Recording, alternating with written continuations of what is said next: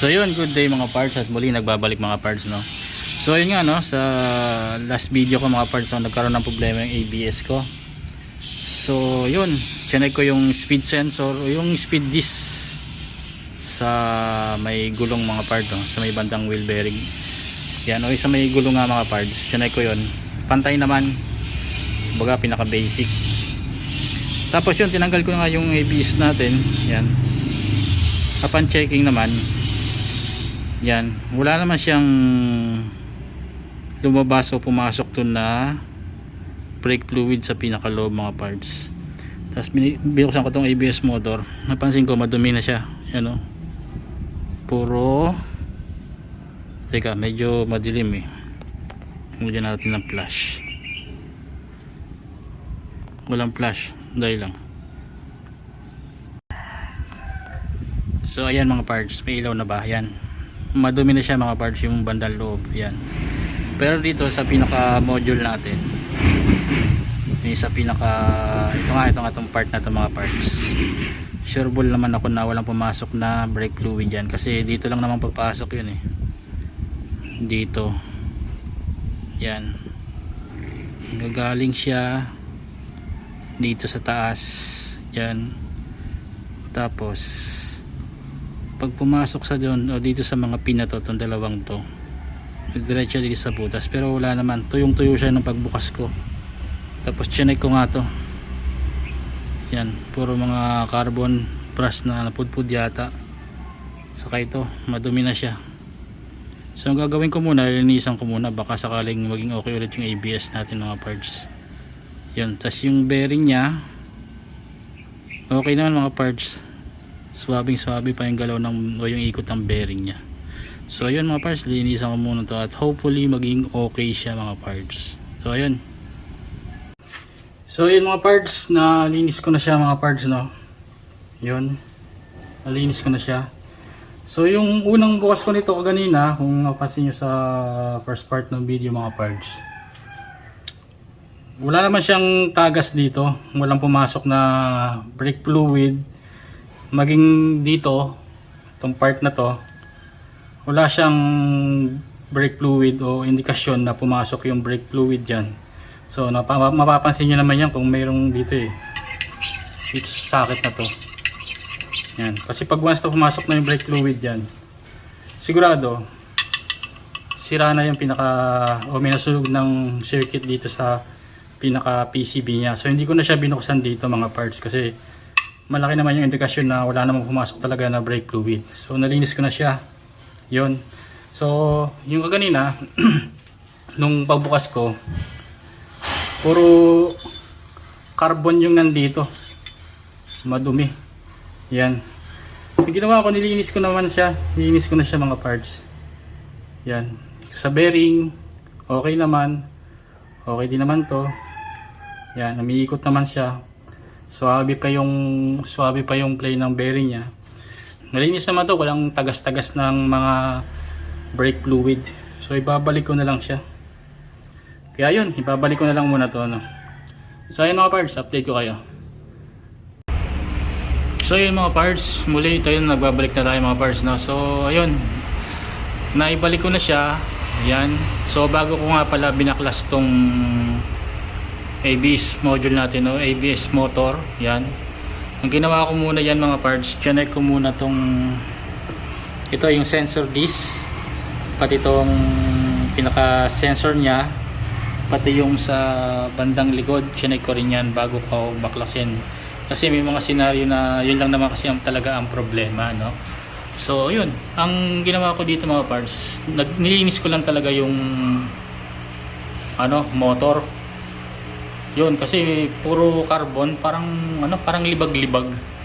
Yun, tapos yung carbon brush, saktong linis lang, di kailangan ng kasi hindi naman ganun kakapit pa eh. Pero namumuuna siya, yung mga carbon ito sa loob mga parts, namumuuna. Kaya yun lang ang ginawa ko dito.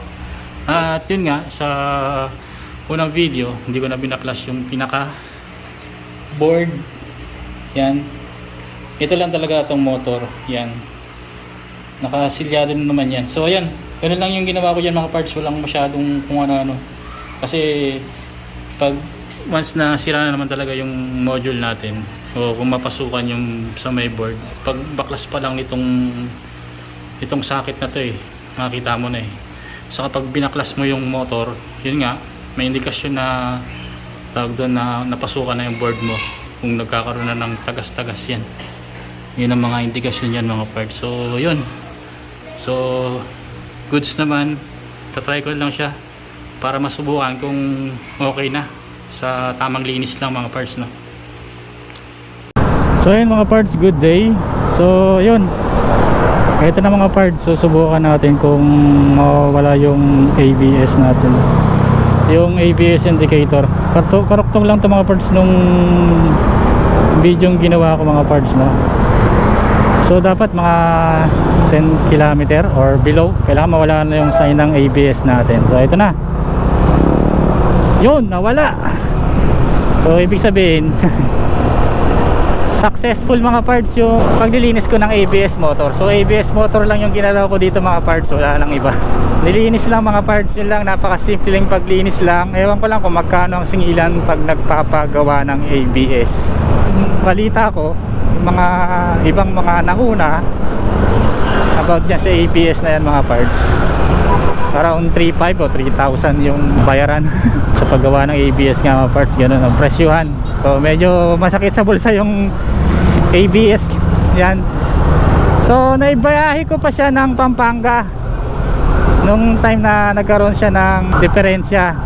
Papansin niyo naman sa yung mga unang video na nagawa ko, pero may mga bagay na ginawa na ako, tulad ng pagtatanggal ng fuse sa ABS motor, tapos ABS solenoid yung 15 ampere katabi ng main fuse na 15 ampere.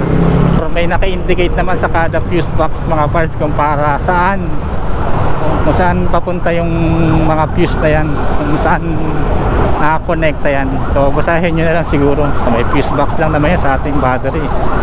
Doon lang naman madalas makita yung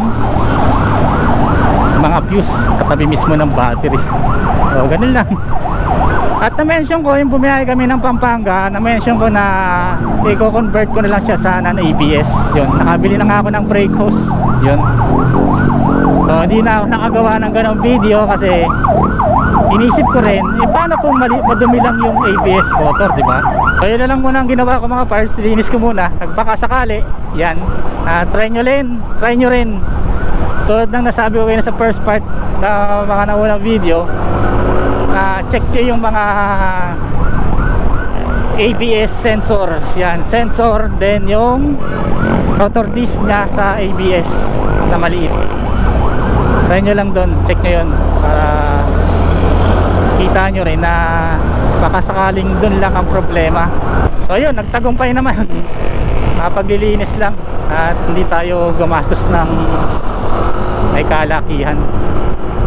Medyo napagastos nga lang sa brake hose, pero ikikip ko na lang yung brake hose na yun just in case na talagang masira talaga yung ABS natin o ABS module. Ikip na lang natin yun, papakinabangan naman yun kasi nagkakaubusan ng brake hose dito. Overseas ko pa nga lang, overseas ko na ano yun na order yung brake hose na yun kasi nga wala dito sa atin. Kung meron man pang sa likod lang, sa harapan wala. Maghahanap ka ng pasadya o aftermarket na ibang mga brake hose. So alam ko naman na ang gagawin if ever nga na masira yung module, kaya ko siyang i-bypass or i-convert sa non-ABS as long na, kumbaga pinakamurang paraan, as long na goods pa yung speed sensor yun. Pero pag hindi na goods ang speed sensor, kailangan budgetan talaga para sa ECU na pang non-ABS. So ilan siguro for today mga parts, at di ko na pahabay mga parts. So ilan for today mga parts, salamat.